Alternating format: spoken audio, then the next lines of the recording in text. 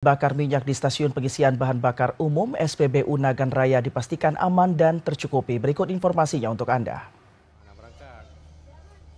Meski menghadapi Nataru 2025, PT ASDP Indonesia Ferry Cabang Singkil memastikan tidak ada penambahan armada kapal di Pelabuhan Calang. Kebijakan ini diambil karena kapasitas kapal yang ada dianggap mencukupi untuk memenuhi kebutuhan penyeberangan masyarakat selama periode libur Nataru. Saat ini ASDP Cabang Singkil hanya menyiapkan satu kapal untuk melayani warga, yaitu KMP Aceh Hebat 1. Selain itu di Pelabuhan Kelas 3 Calang juga dilayani kapal lainnya, yaitu KM Sabuk Nusantara 110, sehingga untuk melayani penumpang selama Natal dan Tahun Baru dipastikan aman dan lancar. Menurut keterangan resmi ASDP, lalu lintas penumpang dan kendaraan di Pelabuhan Kelas 3 Calang diprediksi tetap stabil tanpa lonjakan signifikan.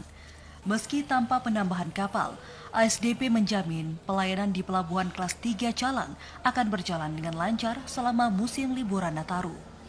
Pihaknya juga akan bekerja sama dengan instansi terkait untuk memastikan pengamanan dan kelancaran operasional di pelabuhan.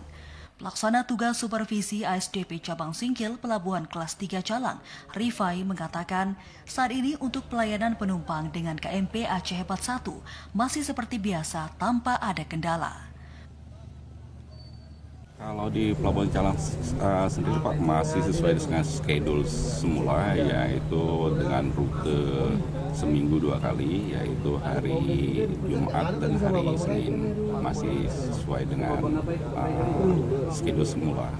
Nanti mungkin kalau ada lonjakan yang signifikan atau stagnasi nanti, mungkin kita ada penambahan trip lagi.